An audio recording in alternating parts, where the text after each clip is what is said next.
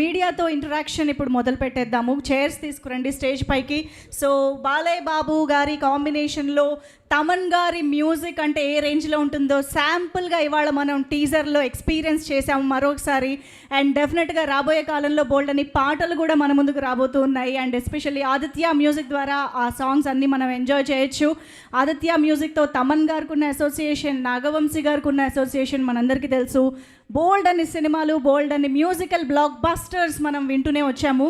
So ఇక ఆలస్యం చేయకుండా ఏవి chairs no okay directly okay interaction start చేసేద్దాము. సో బాబీ గారు మీకే ఇచ్చేస్తున్నా సేఫ్ సైడ్ మైక్. అక్కడ మైక్ వచ్చిందా? ఓకే తమన్ గారు మాట్లాడితే చూడాలి లేదా మీకు అడగరే? సూపర్. తర్వాత ఈ స్టేజ్ మీద అతిపెద్ద ఫ్యాన్ ఎవరు తెలుసా బాలయ్యబాబు గారికి? ఫస్ట్ నేను సీన్ రాసినప్పుడు, తర్వాత ఏదైనా షూట్ చేయాలనుకున్నప్పుడు ఫస్ట్ వంశీ గారి ఫేస్ చూస్తుంటా. Die hard fan. అలా సైలెంట్గా చాలా కూల్గా తిరుగుకరగా డైలాగ్ లాగా సాఫ్ట్గా ఉంటాడు, కానీ లోపల చాలా ఓరమాస్ అది. అందుకే బడ్జెట్కి ఎక్కడ వెనక అడగకుండా ఫ్యాన్ లాగా, ప్రొడ్యూసర్ లాగా కాకుండా బేబచ్చమైన డైహార్ట్ ఫ్యాన్ లాగా డబ్బులు కోట్లు కుమ్మరిస్తానే ఉన్నాడు. అతన్ని కూడా అడగాలి మీరు, ప్రశ్నలు వదలొద్దు. Thank you. ఓకే బాబీ గారు ఇక్కడ సార్, నేను వెంకట్ ఎన్టీవీ సార్. చెప్పండి. లాస్ట్ సంక్రాంతి అప్పుడు వాల్తేర్ వీరియాతో చిరంజీవి గారు వర్సెస్ బాలయ్య గారు అలా చేశారు. ఇప్పుడేమో బాలయ్య గారు వర్సెస్ రామ్ చరణ్తో చేస్తున్నారు. ఎట్లా ఉంది ఇది? ఏంటి ఇద్దరు? చెక్. నిన్న నైట్ ఈ క్వశ్చన్ తప్పకుండా అడుగుతాడు నాకు చెప్పాడు బాబు. రాత్రి 4:30కే వెళ్ళాం ఇక్కడి నుంచి. బట్ ఈ క్వశ్చన్ మీరు నువ్వు చాలా ఫార్వర్డ్గా ఉన్నావు నా. ఫ్రెష్గా వచ్చాడు చూడు ఆయన. మార్నింగ్ టిఫిన్ తిన్నారా? Idli. Yeah, last time Chiranjeevi గారితో వాల్తేరు పండగ కూర్చాం. ఇప్పుడు బాలయ్యబాబు గారితో వస్తున్నాం.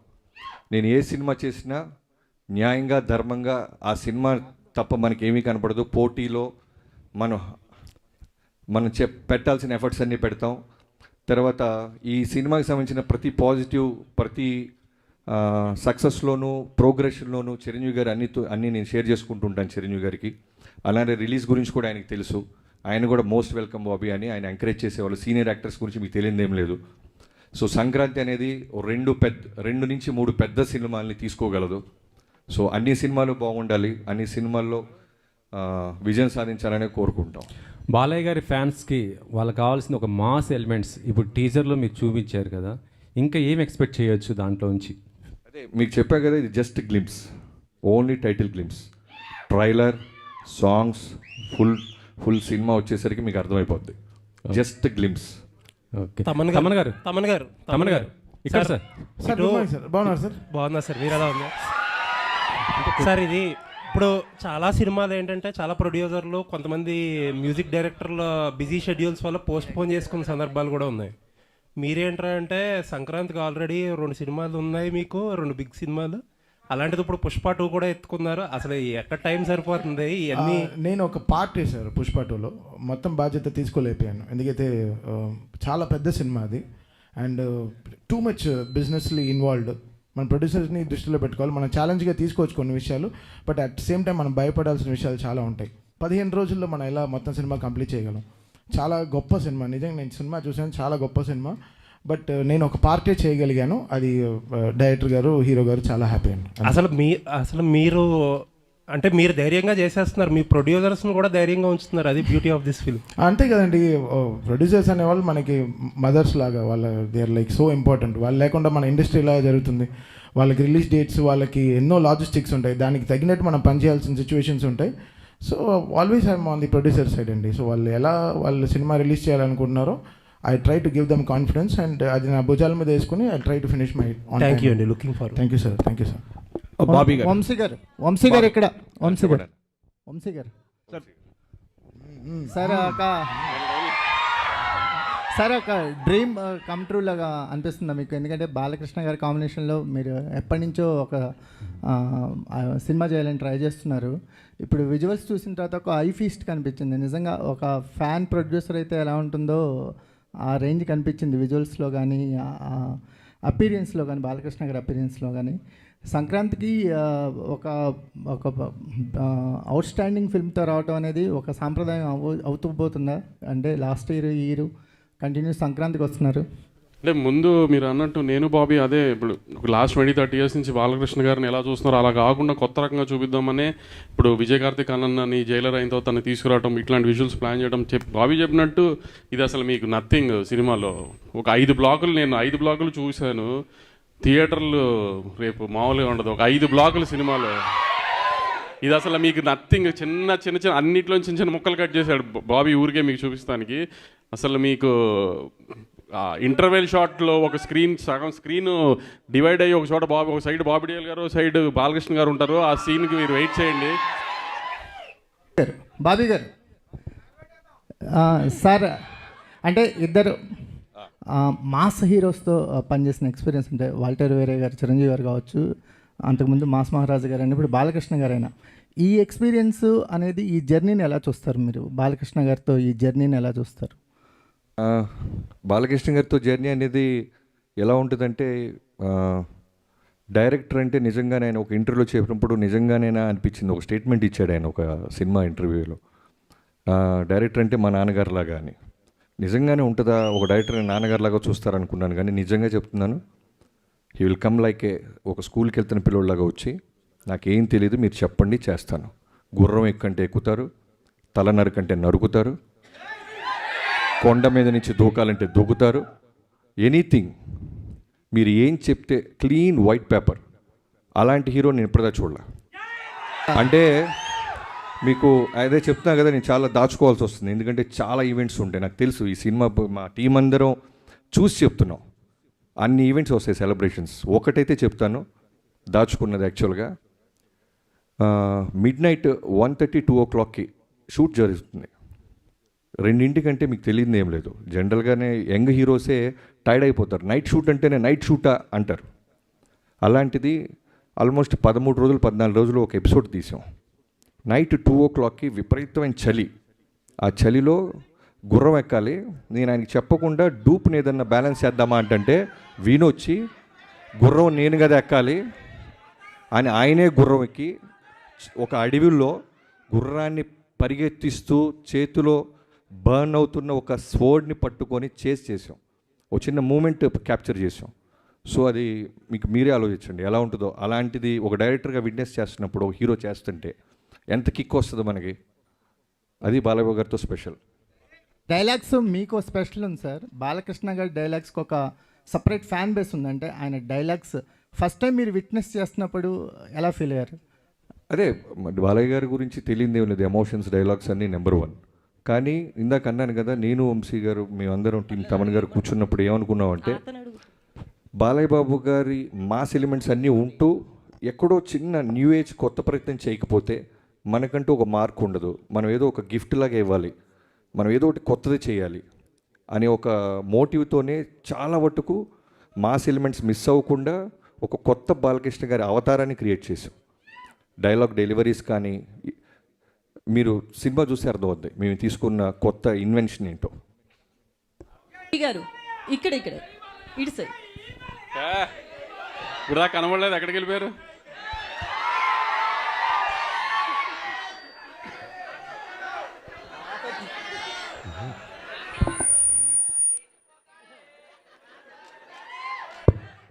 ఇక్కడే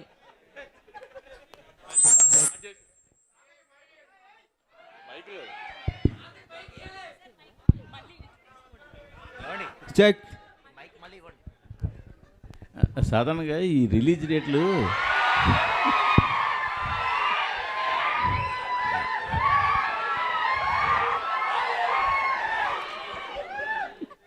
రిలీజ్ డేట్లు చూస్తున్నప్పుడు మీరు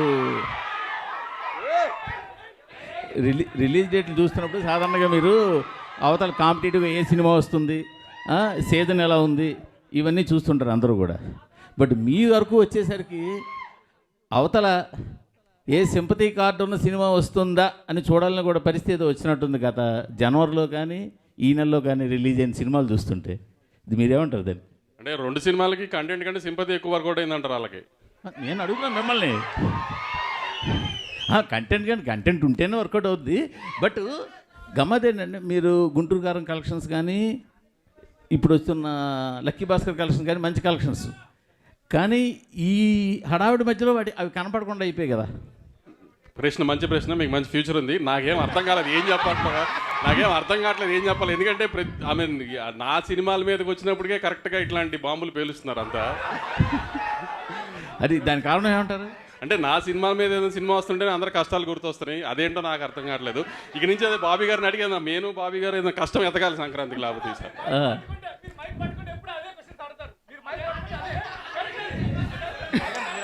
బాబీ గారు, తమన్ గారు ఇప్పుడు అందరి మీద మీ దృష్టి ఉంది, మీ మీదే ఉంది అందరి దృష్టి.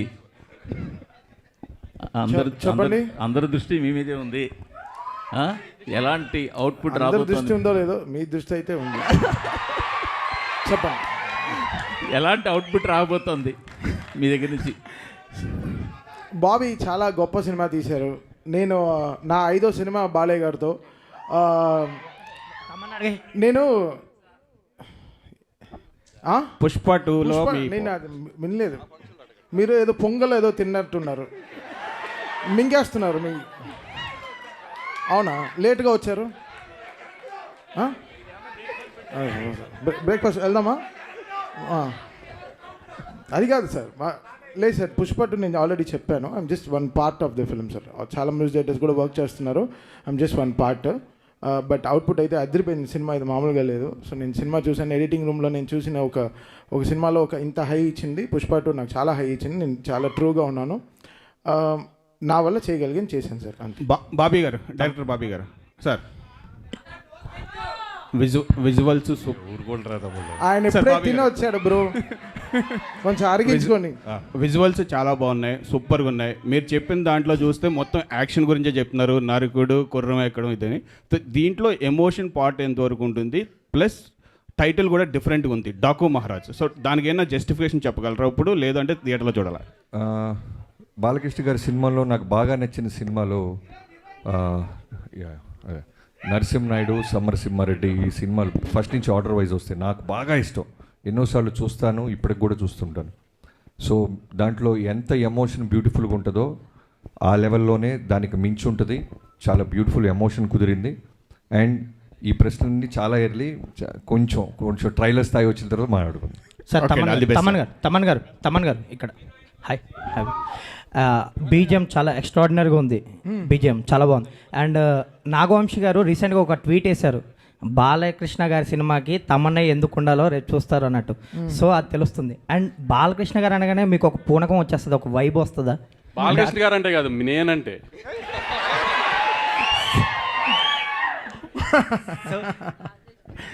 ఆన్సర్ వచ్చిందా?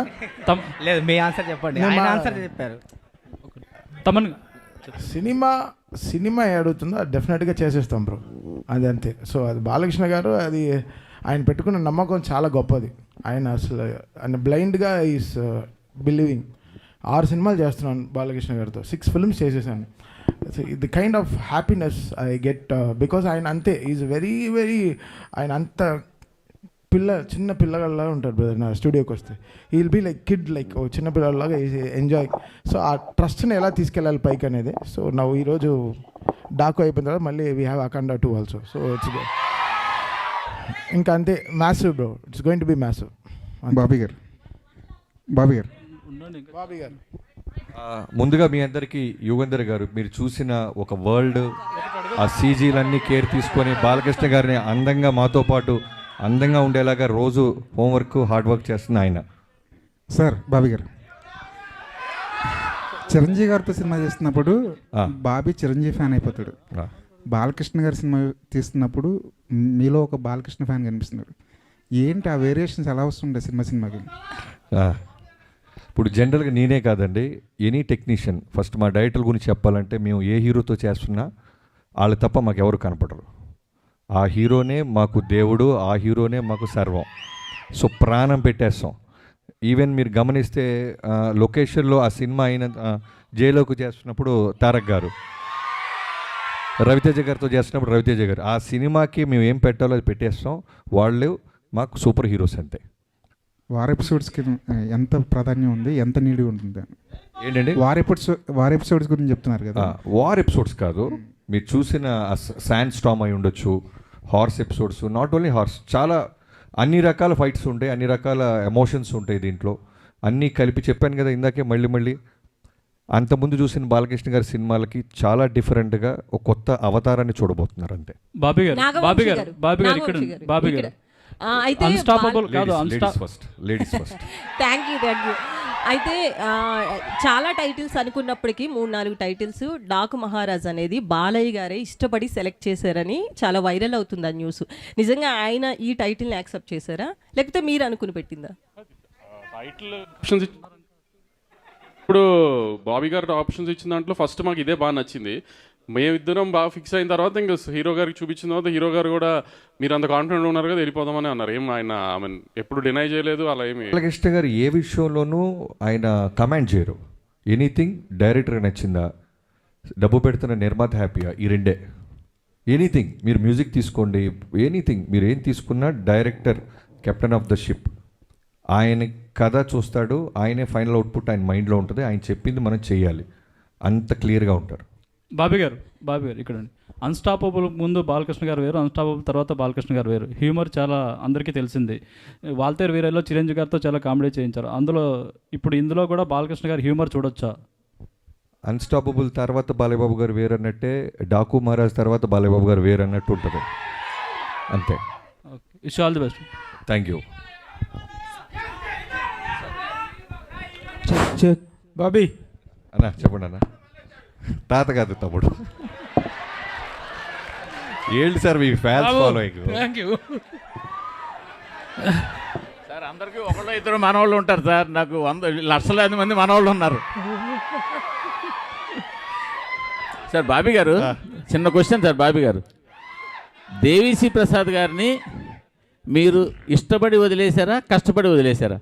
అదే కాదండి, అదేం ప్రశ్న.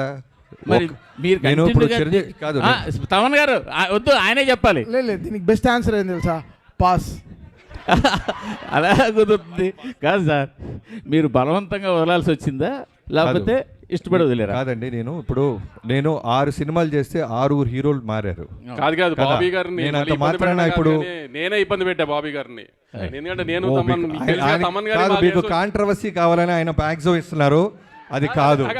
మీకు తెలుసు కాంట్రవర్సీ కావాలని ఆయన ప్రయత్నిస్తున్నారు. ప్లీజ్, కాంట్రవర్సీ కాదు, ఆయన సరైన ఆన్సర్ ఇచ్చారు. నేను ఇష్టపడి తమన్నా చెప్పారు, కరెక్టే కదా. నన్ను తమన్నా దేవి అంటే నేను తమన్ అంటాను కదా, అలానే నన్ను అడిగారు తమన్నా దేవి అని తమన్నా నన్ను అయిపోయింది. అంతే కరెక్టే. మీరే అది కాంట్రవర్సీ ఏం కాదు. కాదు ఒక డైరెక్టర్గా నన్ను అడిగా నేను చెప్తా. ఒక్కొక్క సినిమాకి, ఒక కథకి ఒక హీరో ఎలా ఫిట్ అవుతారో, సూట్ అవుతారో, అలానే టెక్నీషియన్స్ కూడా ఆ కథే కోరుద్ది.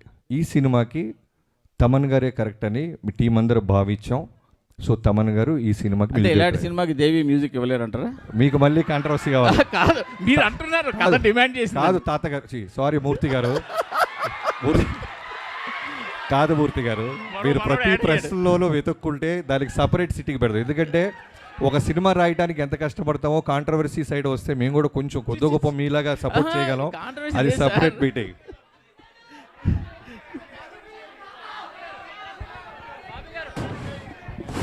Bobby it is for you అన్న చెప్పండి. బాలకృష్ణ గారు మీ దగ్గరికి వచ్చేటప్పటికి చాలా tough time to A director. In the sense, ఈ మధ్యకాలంలో బాలకృష్ణ గారిది సినిమాల పరంగా కానీ, రాజకీయంగా కానీ, ఈ షో పరంగా కానీ ఒక అన్స్టాపబుల్ ఇమేజ్, ఇన్క్రెడిబుల్ ఇమేజ్ అనేటువంటిది పెరిగింది. ఇంతకుముందు బాలకృష్ణ గారికి ఇప్పుడు బాలకృష్ణ గారి ఇమేజ్లో చాలా చాలా డిఫరెన్స్ ఉంది. ఇలాంటి టైంలో అలాంటి ఒక ఫైర్ బ్రాండ్ స్టార్ని హ్యాండిల్ చేయటం అనేటువంటిది ఒక ఛాలెంజ్. ఈ పాయింట్ ఆఫ్ వ్యూలో do you have any other special attention to pay or anything else what you have special efforts పెట్టావా? అంటే ప్రభు గారు, ప్రతి సినిమాకి మీకు తెలియదు ఏం లేదు, ప్రతి సినిమాకి పెట్టాల్సిన కష్టమే. ఒక్కొక్క హీరోకి ఒక్కొక్క వోల్టేజ్ ఉంటుంది. ఇప్పుడు చిరంజీవి గారితో చేస్తున్నప్పుడు మాస్ ఫాలోయింగ్, ఆయనకి సంబంధించిన fun, humour, grace, voltage. Balayya Babu అనగానే ఆ బాలయ్య బాబు గారి వోల్టేజ్ వేరు. అంటే ఇప్పుడు నేను చెప్పేది ఏంటంటే ఈ మధ్య కాలంలో వచ్చిన వేరియేషన్ అంటే అంతకుముందు ఒక మాస్ ఇదిగా ఐడాల్ గా ఉన్నటువంటి వ్యక్తులు ఈ మధ్య అన్స్టాపబుల్ వల్ల ఆల్ కేటగిరీస్ ఆఫ్ ఆడియన్స్ కి రీచ్ అయ్యారు. నేను జనరల్ గా మాస్ అంటే నాకు ఇష్టం, నా సినిమాలు మాస్ గానే ఉంటాయి. బట్ అన్స్టాపబుల్ తర్వాత నేను అన్నాను, మీరు విన్నారో లేదో, న్యూ ఏజ్ ఆడియన్స్, కుర్రోళ్ళు, కాలేజీ కుర్రోళ్ళు, పబ్బుల్లో కుర్రోళ్ళు, స్కూల్స్లో. సో ఆయనకి బాలయ్య బాబు గారు అంటే ఒక సూపర్ హీరో అయిపోయారు ఇప్పుడు. సో వాళ్ళందరికీ నచ్చే మాస్ ఎలిమెంట్స్తో ఉన్న సినిమా తీసాం. సో టఫ్ అంటే కథ మీద ఫోకస్ చేస్తే మిగతా అన్ని ఈజీ. మెయిన్ కథ మీదే మేము దృష్టి పెట్టాం, మా పనితనం అంతా అక్కడే చూపించాం. అట్లాగే ఇమేజ్తో పాటు ఒక రెస్పెక్ట్ కూడా పెరిగింది. 3 సార్లు ఎమ్మెల్యే ఆయన, హ్యాట్రిక్ కొట్టినటువంటి ఒక ఎమ్మెల్యే, బాధ్యత గల రాజకీయ నాయకుడు. ఆయన మీద డాకు మహారాజ్ అనేటువంటి టైటిల్లో ఒక చిన్న నెగిటివ్ టచ్ ఉన్న టైటిల్ అది. ఆ టైటిల్ని ఎలా జస్టిఫై అవుతుంది? ఇప్పుడు పోకిరి సినిమా ఉంది, మహేష్ బాబు గారు ఒక పోలీస్ ఆఫీసర్. అది రెస్పెక్టా మాసా అంటే మనం ఏం చెప్తాం, సినిమా చూస్తే అర్థం అవుద్ది. పోకిరి అనేవాడు ఒక పోలీస్ ఆఫీసర్ తాట తీస్తాడని. అలానే డాకు మహారాజ్ చూసిన తర్వాత ఈ సినిమాకి డాకు మహారాజ్ అని ఎందుకు పెట్టారు, వీళ్ళు ఏం చేశారు, ఏం సాధించబోతున్నారు అనేది మీకు జస్టిఫికేషన్ రీచ్ అవుతుంది. థ్యాంక్ యూ అండి, థ్యాంక్ యూ సో మచ్. ఇందాక బాబీ గారు చెప్పినట్టు డాకు మహారాజ్కి సంబంధించి నెక్స్ట్ 2 ఫంక్షన్లకి నువ్వు రాక వెళ్తే కథ చెప్పేస్తావు. ఫర్దర్గా ఎలాగో చాలా సెలబ్రేషన్స్, చాలా ఈవెంట్స్ ఉంటాయి కాబట్టి వాటిలో మాట్లాడుకుందాము.